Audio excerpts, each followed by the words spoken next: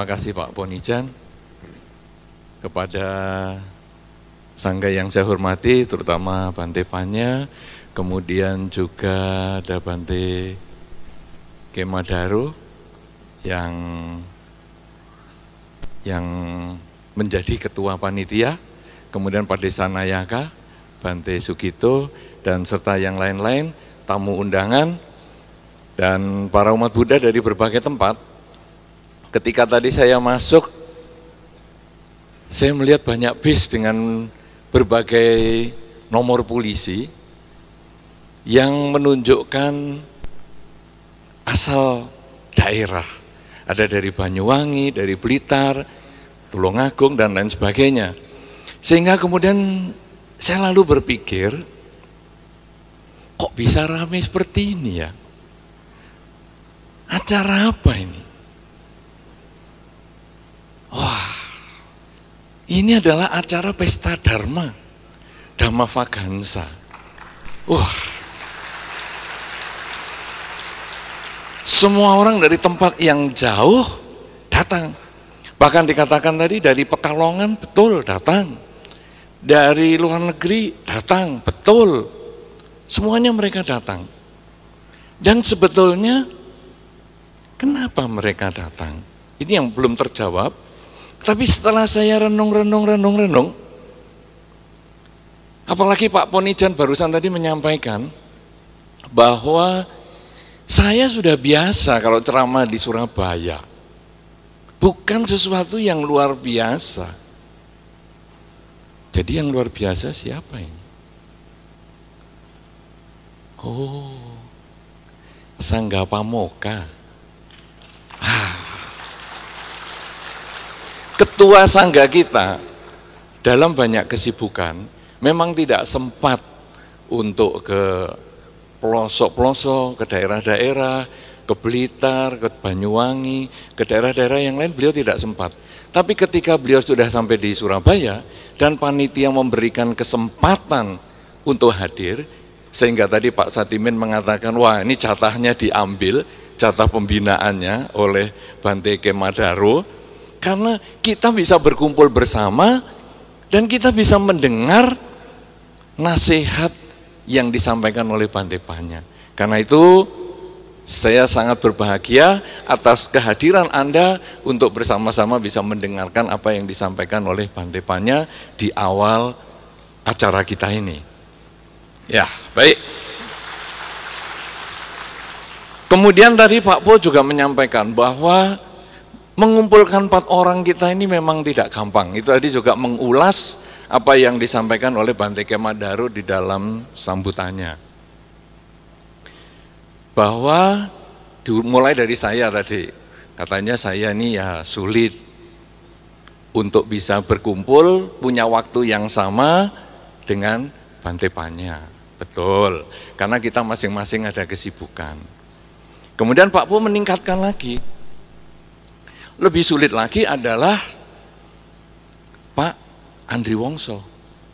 Karena beliau menyatakan atau beliau sudah dikenal sebagai motivator nomor 1 di Indonesia. Itu memang sulit. Dalam batin saya setelah Pak Po cerita yang lain-lain, kok Pak Po nggak ngomong dirinya sendiri? Kan lebih sulit lagi mengundang komunikator nomor 1 di Asia. Wow, kelasnya Asia loh, Asia. Nah, saudara-saudara, jadi 4 orang kita sudah berkumpul. Kemudian kita membahas tema yang sama. Bante Panya membahas dengan baik sekali.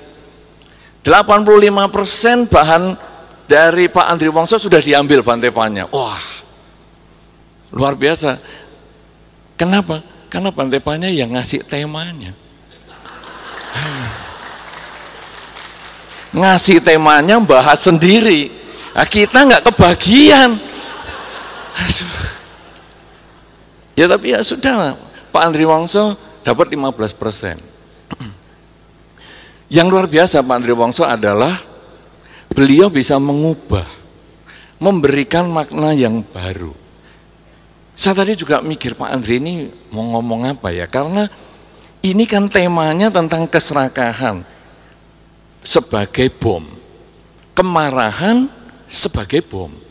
Padahal biasanya Pak Andri Wongso justru membuat orang itu lebih bersemangat untuk berjuang, membangkitkan bom semangat di dalam batinnya orang-orang. Sekarang suruh tidak boleh serakah.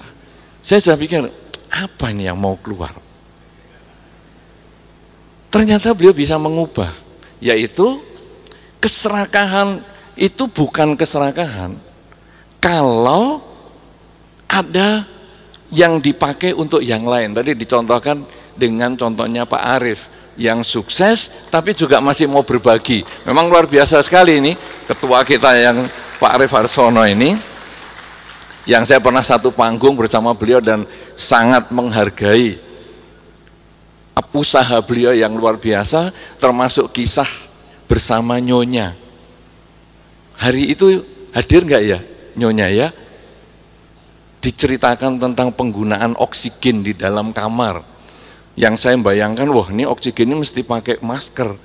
Ternyata Pak Arief menjelaskan cukup dibuka di dalam kamar dan istri menjadi sehat bahagia dengan oksigennya.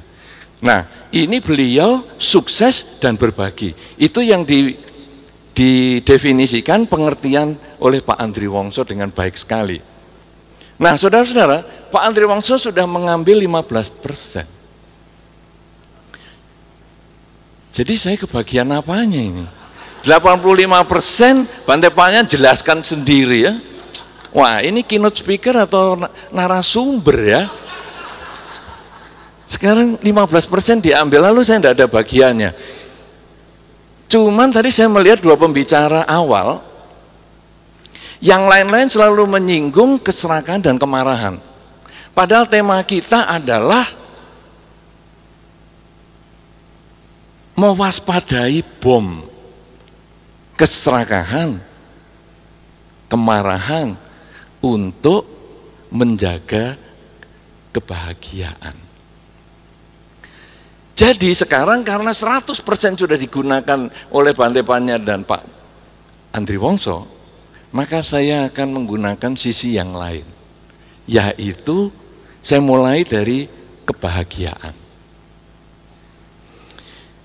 Dalam banyak kesempatan, seseorang kadang sulit membedakan antara kebahagiaan dan kesenangan. Orang menganggap sama bahagia itu dan senang. Sehingga ketika orang mengatakan, aduh, saya bahagia bisa nonton, bisa ketemu Bante Panya. Ya, tadi Bante Panya sudah menyampaikan di ruang jumpa di awal, di ruang tunggu, saya baru turun mobil, sudah ada yang ngajak foto.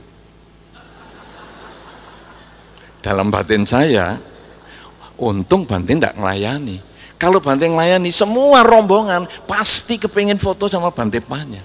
Karena Bante adalah orang yang paling ditunggu pada hari ini.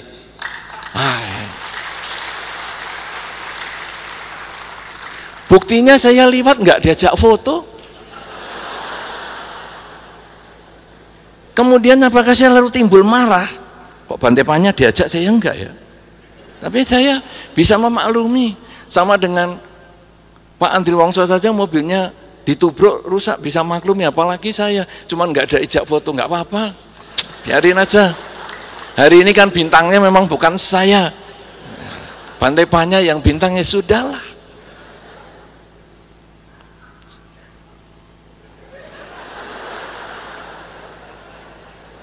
Ada anak kecil kok ketawanya keras banget. Nah, saudara-saudara, jadi orang mengatakan, aduh, bisa foto, bisa berkumpul begini, bahagia. Itu bukan bahagia.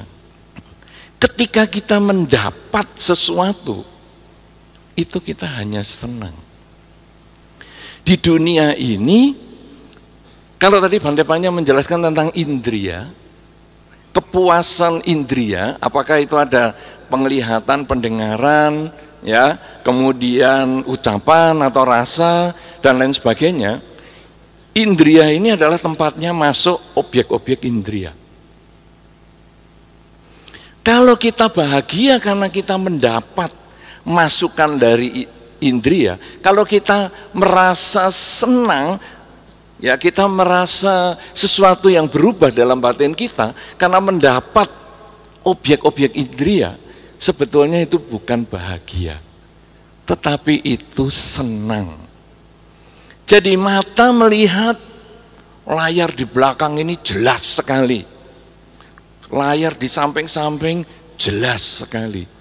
Objek-objek itu menyenangkan, bukan membahagiakan.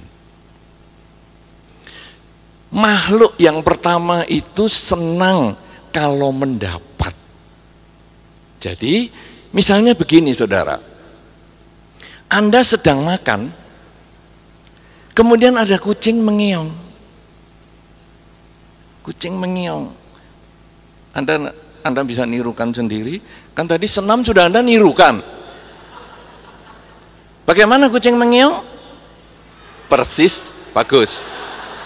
Nah, saudara-saudara, loh ini berarti Anda ada kerjasama ya.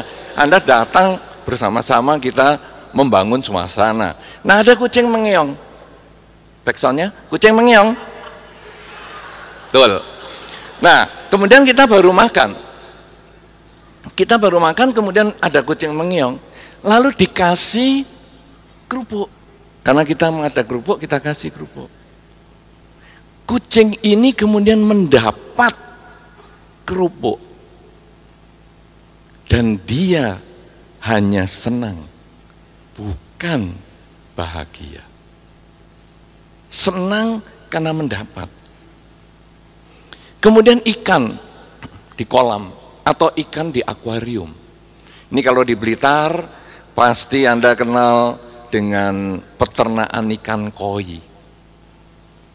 Siapa di sini yang beternak ikan koi? Tunjuk jari dari Blitar. Wah, 1, 2. Nah, ada beberapa sudah tunjuk jari. Saudara-saudara, ikan itu kalau kita baru mendekat saja, yang biasa ngasih makan, baru mendekat saja, ikan itu sudah datang. Kemudian begitu kita menyebarkan makanan, wah, berebutan, senang mendapat makanan.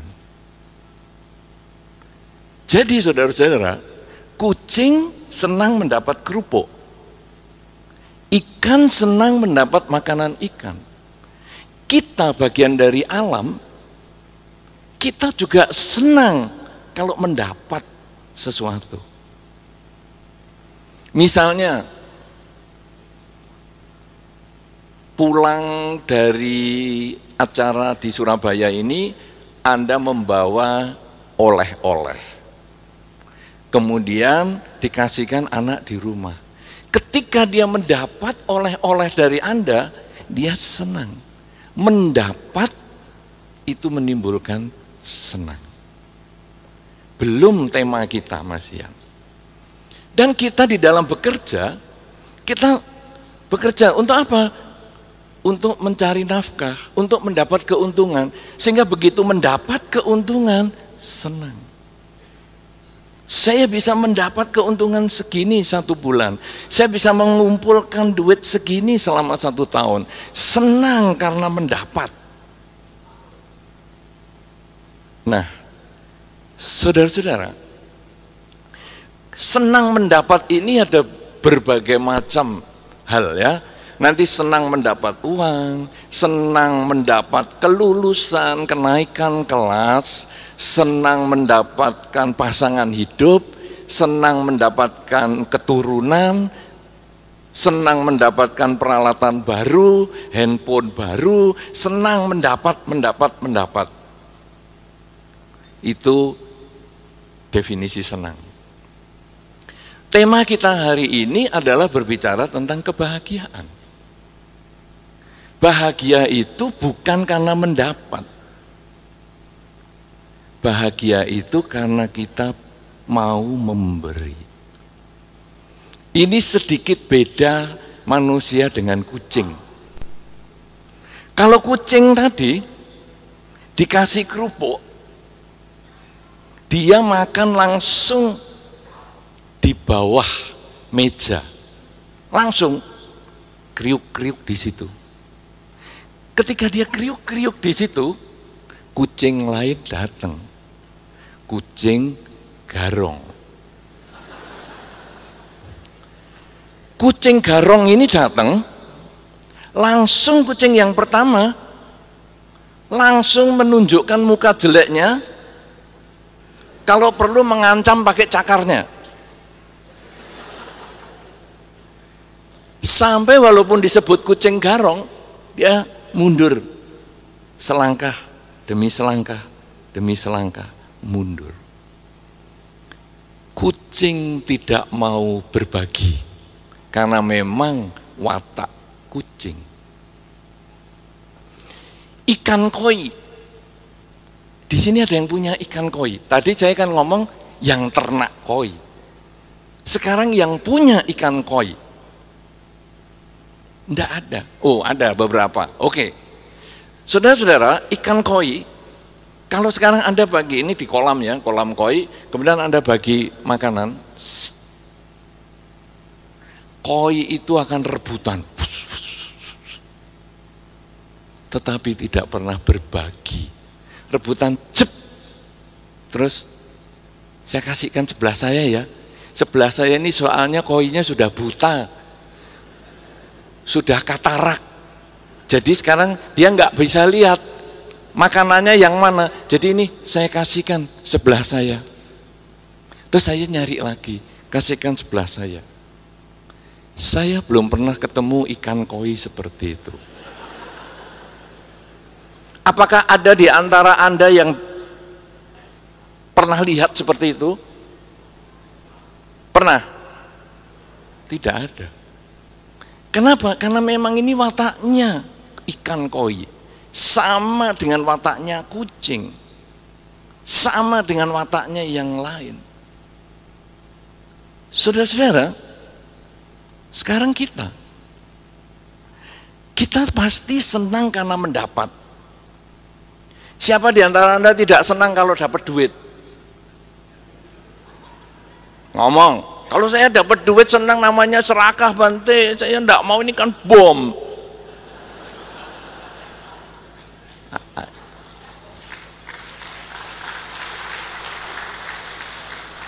Ayo, siapa yang enggak senang dapat duit?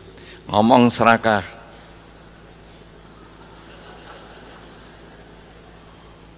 Semua senang mendapat. Senang mendapat pasangan hidup dan lain-lain. Walaupun nanti akhirnya seperti Bante Kemadaru di awal tadi, senang nyampe sini atau di atas orang yang tidak bisa nyampe karena tempatnya penuh, atau tidak senang karena kedinginan dan lain sebagainya, itu nanti jadi kita panjang ceritanya, dan itu nanti levelnya menjadi advance.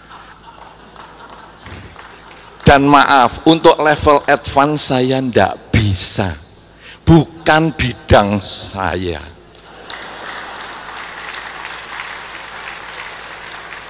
Itu bidangnya Bante Panyawaro, itu beliau level advance. Saya yang enteng-enteng saja, guyonan parikeno. Saudara-saudara, kita ketika mendapat uang senang, tapi kalau hanya berhenti sampai kita saja, maka kita ini tidak ada beda dengan kucing. Kita tidak ada beda dengan ikan. Kita tidak ada beda dengan ayam. Hampir banyak orang punya ayam kan di sini. Coba sebarin beras, wah, yang lain mau datang, saya nggak bisa niru kan, tapi kira-kira seperti itu. Pokoknya diusir, ayam-ayam lain diusir, ini berasku. Wataknya seperti itu, saudara. Ketika kita hanya nerima, tidak mau berbagi, itulah watak alam yang pertama. Sama dengan kucing, dengan ikan, ayam, kambing, kuda, kerbau, anjing juga sama. Anjing juga sama. Sama. Tapi tentu kita tidak mau kan disamakan dengan kucing dan lain-lain tadi.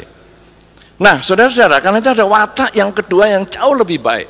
Dan itu yang menimbulkan kebahagiaan. Yaitu ketika kita memberi. Bahagia itu datang karena kita mampu berbagi. Kalau senang datang karena kita menerima. Kalau bahagia datang karena kita mampu memberi. Saudara-saudara, apakah kita bisa berbahagia karena memberi? Bisa. Contoh yang paling sederhana bahagia karena memberi itu adalah seorang ibu. Di dunia ini isinya hanya dua kelompok, pria dan wanita. Ada kelompok lain? Hanya pria dan wanita kan? Loh, kenapa Anda ketawa? Hanya dua toh? Berarti melek mata pasti ketemu lawan jenis. Betul? Kenapa? Loh, belum apa-apa. Melek mata pasti ketemu lawan jenis toh? Ya. Nah, saudara-saudara, kalau ketemu lawan jenis, kemudian ada pernikahan. Kalau kita ini kan single, karena kita bertekad untuk sendirian. Ya, kita bukan jomblo. Maaf.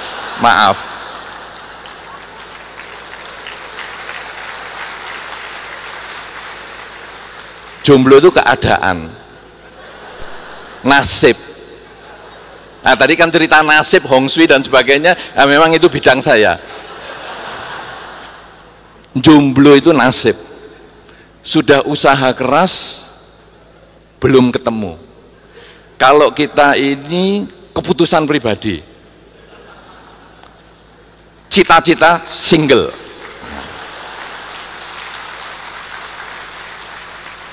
Nah, saudara-saudara, bagi Anda yang berumah tangga, seorang ibu sebagai contoh, ketika ibu hamil, belum tahu anaknya model bentuknya bagaimana, dia sudah dilus-lus dan disayang-sayang.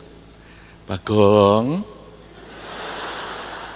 baik-baik di dalam ya Gong, jangan macem-macem, jadilah anak yang ganteng ya Gong, Bagong. Padahal kalau Anda tahu Bagong itu bentuk wayangnya kan unik banget, tapi ibu-ibu kadang manggil anaknya Gong, Bagong, disayang-sayang. Ya, bapaknya mau bentak sedikit, awas, Bagong kaget. Mau marah, awas, amit-amit, Bagong jangan sampai terpengaruh. Ini bayi belum lahir, tapi sudah disayang. Dan itu kebahagiaan seorang ibu ketika dia mampu memberikan diri dia, memberikan sebagian dari dirinya yaitu kandungannya, membagikan sebagian dari sari-sari tubuhnya untuk membesarkan bayinya. Kalau tadi Bante Panya menyampaikan bahwa petani di Thailand menyiapkan sekian hektar sawahnya untuk dijadikan tempat penyedotan air. Betul, itu memang kejadian kalau Anda baca berita-berita pada waktu itu, untuk mengeringkan goa yang tempat 11 anak itu terendam di dalamnya sehingga tidak bisa keluar, dan petani itu menyampaikan bahwa lebih menghargai kehidupan daripada sawahku yang sudah akan dipanen ini. Demikian pula seorang ibu, saudara. Kandungan itu ya segitu itu. Ya saya mengatakan gitu karena saya nggak punya. Anda nggak usah ketawa, menghina. Saya memang nggak punya, tapi ya segitu itu, saudara. Tapi yang segitu itu mengkondisikan kita ini ada di dunia. Seorang ibu merelakan benih kecil itu masuk ke dalam dirinya. Seorang ibu merelakan sebagian dari makanannya, sebagian dari sumsumnya, sebagian dari darahnya untuk menghidupi janin di dalam kandungannya. Dan janin ini dari hari ke hari makin besar, makin besar, makin besar. Sehingga bentuk ibu menjadi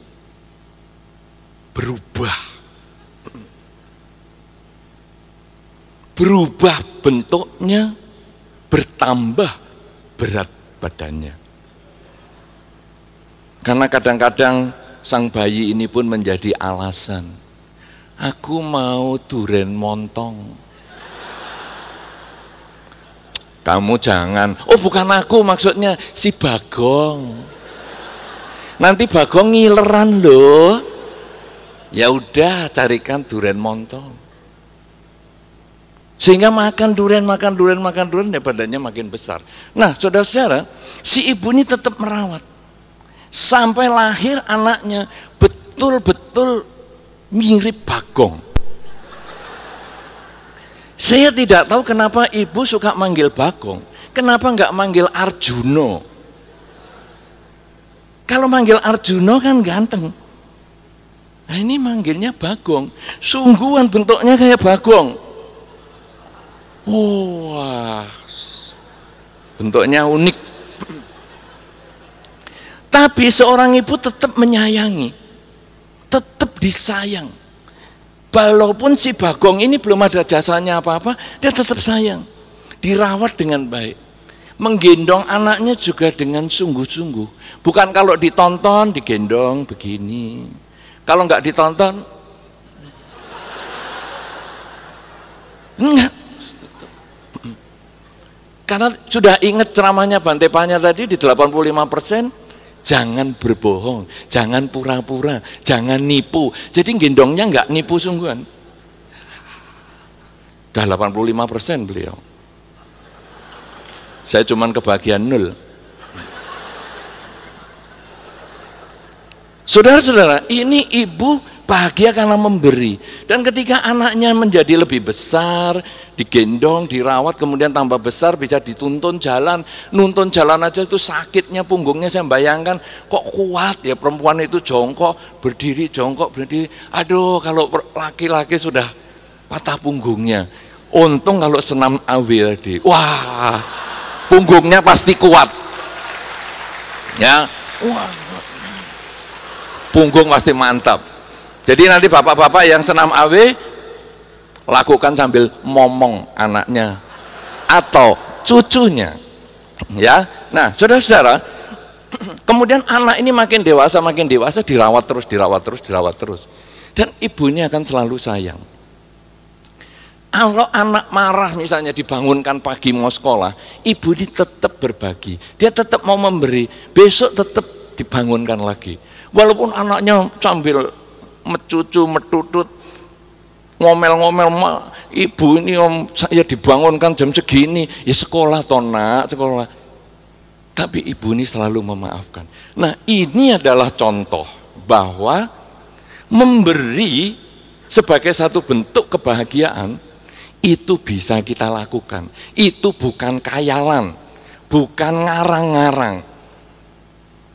Kita manusia berbeda dengan kucing. Kita manusia berbeda dengan ikan. Kita manusia berbeda dengan yang lain-lain binatang. karena mereka hanya senang ketika menerima. Tapi manusia bukan hanya senang menerima, tapi dia juga bisa bahagia karena memberi. Nah, oleh karena itu saudara, tema kita hari ini adalah mewaspadai bom keserakahan dan kemarahan, menjaga kebahagiaan. Berarti ketika menjaga kebahagiaan, kebahagiaan itu sudah ada, tinggal kita jaga. Karena itu saya masuknya mulai dari belakang, bukan dari depan. Ya, nah dari belakang ini adalah kebahagiaan ini. Kalau Anda sudah memahami pengertian bahagia itu karena memberi, maka sekarang kita mulai jaga. Nah, ini masuk ke tema yang tadi pernah disampaikan oleh Pak Andri Wongso tentang bagaimana Romo. Saya sebetulnya sudah manggil Pak Arief itu sebagai Romo, ya, Arief Harsono, karena beliau memang ceramahnya bagus sekali, pengertian dhamanya juga luar biasa sekali. Pengusaha yang ngerti dhamma dan praktek dhamma, ya Pak Arief Harsono ini luar biasa. Nah, Romo Harsono tadi disampaikan sebagai contoh. Beliau adalah orang yang sukses dan beliau mau berbagi. Satu contoh saja yang paling sederhana. Pada saat beliau menceritakan tentang produk oksigen untuk kesehatan, beliau hanya cerita saja. Kemudian beliau ditodong sama panitia, mengatakan, Pak Arief, berkenan nggak sponsor untuk door prize botol oksigennya? Lalu Pak Arief mengatakan, ya, saya sponsor satu. Pak Arief masih ingat itu Romo? Ya. Nah, saya pikir satu botol itu biasa-biasa saja. Tapi Romo Arief mengatakan, itu harganya boleh disebut di sini. Harganya 30 juta. Langsung saya, jangan sampai kena saya, jangan sampai kena saya.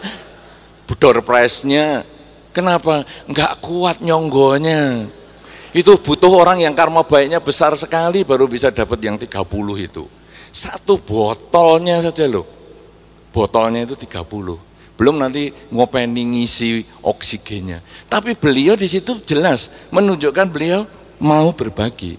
Dan beliau menceritakan banyak hal ya tentang berbagi itu. Saya menceritakan ini karena kebetulan tadi disinggung oleh Pak Adi, ya, Pak Andri Wongso. Kemudian Anda sendiri ketika Anda lalu mau berbagi, Anda sudah mendapatkan sesuatu dan Anda mau berbagi, sebetulnya apa yang Anda dapatkan itu bisa tidak disebut keserakahan. Karena keserakahan itu berarti Anda mendapatkan dan hanya untuk Anda pribadi. Ini yang tadi pengertian ini disampaikan oleh Pak Andri Wongso dengan baik sekali. Pokoknya kalau Anda hanya ingin dapat, itulah keserakahan. Tapi ketika Anda ingin mendapat untuk dibagikan kembali, itu bukan keserakahan. Kenapa demikian saudara? Kemarin saya barusan dari Samarinda, seraknya masih belum hilang ini. Ada orang Samarinda nggak kesini nih? Hai, seraknya saya belum sembuh ini, sudah sempat batuk pulang itu. Karena di Samarinda ceramah 1,5 jam malamnya itu. Saudara-saudara, saya di Samarinda mengatakan begini, ada beberapa orang nih di sini. Para biku menerima dana makan. Sama dengan di kota-kota lain. Kalau biku duduk makan, waduh dananya ini semeja lebih lagi, sampai saya mengatakan, wah ini sama Bante Adi Kusalo, mejanya disusun menurut Hong Shui. Kebetulan itu sedikit saya tahu. Mejanya disusun seperti huruf Wang, raja, panjang, pendek, panjang, pendek, panjang.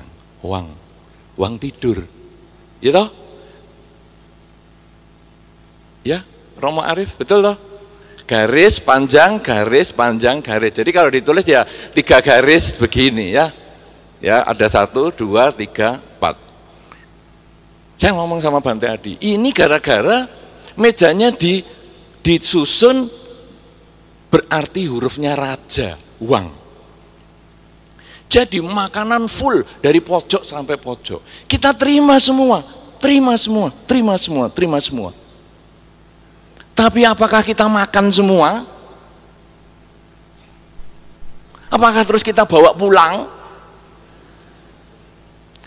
Kita terima, kemudian kita makan secukupnya, dan kemudian kita bagikan semua kepada yang hadir. Kalau seperti ini saudara, ini tidak bisa disebut ketamaan. Karena kita hanya menggunakan yang kita cukup. Kita menerima lebih dari cukup. Kita menggunakan yang kita cukup. Dan kelebihannya kita bagikan kepada mereka yang membutuhkan. Dan siapa yang membutuhkan? Wah, kalau biku makan tentu Anda sudah ngalami kan? Di depan ruang makan itu, wah, duduk, berdiri, berbaring, di pintu-pintu, di lorong-lorong, di dinding-dinding. Mereka duduk dan menanti. Sehingga ketika para biku selesai makan, serbu, habis juga itu huruf uangnya itu. Nah saudara, ini tidak bisa disebut keserakahan karena kita berbagi. Para biku boleh menerima jubah lebih dari 1. Para biku bisa punya lebih dari 1 setel, tapi berbagi dengan biku yang lain. Sehingga jubah sisa ini, jubah yang lebih ini menjadi milik bersama. Ini tidak bisa disebut keserakahan. Selama Anda bisa menggunakan sesuai kebutuhan, selama Anda bisa berbagi sisa dari yang Anda butuhkan, itu bukanlah keserakahan. Ini yang harus diwaspadai, karena kebutuhan berbeda dengan keinginan. Keinginan tidak ada batasnya. Kebutuhan itu ada batasnya. Contoh yang tadi makanan biku itu aja. Wah, ini banyak minuman yang terbuka ataupun minuman kalengan, minuman kotaan dan lain sebagainya. Makanan kering, makanan basah dan sebagainya. Kalau para biku hanya menuruti yang sesuai keinginannya, maka makanan kering masukkan tas, coklat masukkan tas, minuman kotak masukkan tas. Lama-lama nggak bawa tas lagi biku, ransel. Dikiranya bikunya mau naik gunung, bawa segala macam perlengkapan. Kenapa saudara? Karena itu orang yang tidak bisa menghentikan keinginan. Kalau sudah tidak bisa menghentikan keinginan, itulah keserakahan. Sama dengan contohnya Pak Andri Wongso tadi. Orang yang punya black hole itu, ya, yang punya lubang hitam itu tadi, dia bisa ngambil duit kalau dia ambil secukupnya, selesai. Tapi dia ambil lagi, dia masuk, dan akhirnya kertasnya jatuh, selesai. Itu yang tadi disampaikan oleh Bante Panya, bom di dalam diri kita ini bom beruntun. Kalau meledak tidak disadari, dia meledak lebih besar, dan akhirnya yang korban adalah diri kita yang pertama, baru orang lain. Kalau tadi yang punya black hole itu tadi, yang masuk ke peti besi itu, yang pertama korban adalah dirinya. Dia bisa ketok-ketok, yang pertama korban adalah dirinya. Tapi kalau sampai 2 hari nggak ketemu, dia mati di dalam, yang korban keluarganya. Siapa atau apa yang menjadi penyebab? Keserakahan. Oleh karena itu saudara-saudara, untuk kita bisa mengendalikan keserakahan, mengamati, mengawasi keserakahan, manusia harus bisa membedakan antara keinginan dengan kebutuhan. Dia bisa mendapat segalanya, tetapi dia berapa butuhnya. Saya bisa kerja sampai punya uang banyak, bagus. Kerja pagi, siang, sore, malam, punya uang banyak, bagus. Tapi apakah semua uang ini diperlukan untuk diri sendiri? Ketika kita mulai berpikir, saya mau berbagi kepada tetangga, saya mau berbagi kepada lingkungan, saya mau berbagi kepada yang lain, maka kita berarti mengetahui batas cukup. Cukup dimulai dari mana kalau materi? Dimulai dari kehidupan biku. Tadi saya sudah sampaikan, pakaian cukup satu setel. Kalau Anda bisa punya pakaian lebih dari satu setel, berarti Anda sudah lebih baik daripada kehidupan biku. Biku satu setel ya hidupnya bertahun-tahun. Tapi Anda bisa punya 5 setel, Senin, Selasa, Rabu, Kamis, Jumat, Anda pakaian yang berbeda, Sabtu, Minggu, cuci-cuci, pakai sarung saja, di rumah, Anda sudah lebih baik daripada para biku. Hidup Anda sudah lebih makmur.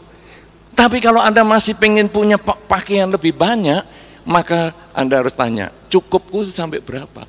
Mau cukup punya pakaian 20, mau cukup punya pakaian 100, mau cukup punya pakaian 1000, itu nanti terletak di ketamaan Anda. Jadi keserakahan itu karena kita tidak bisa membedakan antara kebutuhan dengan keinginan. Kalau kebutuhan dan keinginan tidak bisa dibedakan, maka yang ada adalah kemarahan. Aku ingin semuanya dipenuhi, kenapa tidak bisa? Akhirnya marah, akhirnya emosi, karena keinginannya tidak tercapai. Tapi ketika dia bisa menyadari bahwa ini sumbernya hanyalah keinginan saya, maka seperti yang Bante Panya sampaikan tadi, duit di depan kita, itu tidak membuat kita tamak. Kalau niat kita tidak ada, keinginan kita tidak ada. Kalau sekarang keinginan ada, kemudian kita lalu noleh ke kanan dan ke kiri, kok ada orang, maka kita marah sama orang itu. Kamu bisa nggak lihat tempat yang lain? Saya mau ngambil duit ini. Keserakahan yang tidak tercapai, timbullah kemarahan. Saudara-saudara, contoh yang paling sederhana adalah orang mabuk. Ada di antara Anda suka mabuk? Tidak usah ngaku, baik, saya bisa terima. Saudara-saudara, orang mabuk kalau ditanya, kamu mabuk ya? Nah, walaupun Anda tadi tidak ada yang tunjuk jari, kan tahu jawabnya kan? Pengalaman kan? Apakah saya tahu jawabnya juga pengalaman? Bukan, pengamatan. Beda. Jomblo single nggak sama. Pengalaman dan pengamatan ya nggak sama. Saudara-saudara, ketika orang mabuk ditanya, kamu mabuk ya? Enggak, aku masih mau minum, aku masih kuat. Sudah jangan, kamu nanti sudah nggak kuat. Masih kuat. Ketamaannya bangkit terus. Aku masih kuat. Sudahlah, kamu sudah mata saja letaknya di mana udah nggak jelas kok. Aku masih kuat. Awas kamu, kemarahan bangkit. Kenapa saudara? Karena ketamaannya tidak diikuti, bom keserakahannya tidak diikuti, muncullah bom yang lain, kemarahan. Tapi ketika dia bisa mengendalikan diri, ya sudah, aku berhenti. Keserakahannya berhenti, kemarahannya juga berhenti. Karena kemarahan ini adalah rentetan dari keserakahan. Saudara-saudara, Anda pernah marah? Pernah marah belum? Apakah Anda menyadari bahwa marah itu adalah keserakahan Anda yang belum terpuaskan? Misalnya marah apa? Marah makanannya terlalu asin. Makanan asin, Ketamaannya apa yang tidak terpenuhi? Makanan yang tidak asin. Karena makanan tidak asin tidak terpenuhi, kita marah kepada yang masak yang asin. Marah dengan istri yang lambat. Karena perempuan itu dekorasinya banyak. Saya sudah melihat proses pernikahan, prosesi pernikahan ya, kalau di wihara itu, aduh yang perempuan itu siap-siap dari jam 3 pagi. Di make up masih ngantuk-ngantuk, mata masih lengket tuh di make up semua. Ya, sudah di make up semua. Bibirnya belum gosok gigi, sudah diwarnai. Yang laki itu setengah 6 pagi loh baru bangun. Yang perempuan jam 3, jam 2 sudah dikerjain. Yang laki setengah 6 bangun, masih santai-santai, terus enggak mandi, terus pakai bajunya, pakai jasnya, terus prosesi. Yang perempuan semalaman begitu. Nah, saudara-saudara, kadang perempuan mau pergi lambat make upnya. Lalu suaminya marah-marah. Kenapa marah, saudara? Karena dia tidak bisa menerima kenyataan, dia serakah dengan kecepatan waktu. Ayo cepat, jam segini, dia terlambat, serakah dengan waktunya, keinginannya tidak tercapai, marahlah yang muncul. Jadi keserakahan itulah sumber kemarahan. Kalau sekarang saudara-saudara, kita kemudian bisa mengembangkan kesadaran antara keinginan dengan kebutuhan, maka sesungguhnya ketenangan batin ini akan bisa dijaga. Kalau ketenangan batin ini bisa dijaga, maka keserakahan dan kemarahan itu kita bisa perkecil. Kalau keserakahan dan kemarahan ini bisa diperkecil, kebahagiaan karena berbagi tadi kita bisa jaga. Tapi kalau kebahagiaan karena berbagi ini sudah kita ketahui, tapi kita tidak bisa membedakan antara keinginan dan kebutuhan, kita tidak pernah mengenal kata cukup, kita tidak pernah menjadikan para biku ini sebagai contoh bahwa dia yang hidup paling minim, tidak bisa dijadikan contoh bahwa itu loh, kalau makannya biku segitu aja bisa, apalagi kamu harus bersyukur, ya. Itu loh biku pakaiannya segitu aja, kalau kamu bisa lebih banyak kamu harusnya sudah bersyukur. Itu loh rumahnya biku kayak gitu apa? Kayak Balirjo. Maaf, Balirjo bukan rumah saya. Balirjo rumahnya umat Buddha. Saya cuman biokong. Maksudnya gini, saya cuman disuruh nungguin biara itu. Saya dipercaya dana umat dan kemudian disuruh nungguin sampai sematinya saya. Karena kalau saya mati, rumah itu biara Bodhigiri tidak diwariskan ke keluarga saya, tetapi kepada umat Buddha semua. Jadi sebetulnya itu bukan rumahnya biku. Rumahnya biku ya di pohon-pohon, di bawah pohon, di goa-goa. Kalau sekarang Anda bisa kontrak rumah saja, Anda berarti sudah bagus. Ketika obat-obatan para biku yang paling sederhana adalah minum urinnya sendiri, wena, yang masih anget ya. Ini sungguhan. Ini sungguhan yang masih anget. Jangan dibiarkan 2 hari dulu, Pak. Yang masih anget. Jadi punya sendiri aja, nggak usah punya orang lain. Punya sendiri. Saudara-saudara, itu untuk menjaga kesehatan para biku. Kalau sekarang cara makannya, kemudian pakaian, tempat tinggal, dan obat-obatan yang paling minim para biku bisa hidup sampai puluhan tahun, apalagi Anda. Kalau Anda mau melakukan yang lebih dan kemudian Anda tahu cukup, maka kebahagiaan yang sudah Anda miliki itu akan menjadi terjaga. Karena itu saudara-saudara, cukup itu yang tahu hanyalah diri Anda. Anda mau cukup mengatakan belum, ya yang tahu Anda. Anda sudah tamak tapi Anda juga mengatakan belum, ini belum cukup, yaitu terserah Anda. Yang jelas seorang umat Buddha ketika dia mendapat, dia harus bisa berbagi. Sebanyak apa dia berbagi, sesungguhnya itulah sesungguhnya ukuran cukup yang Anda miliki.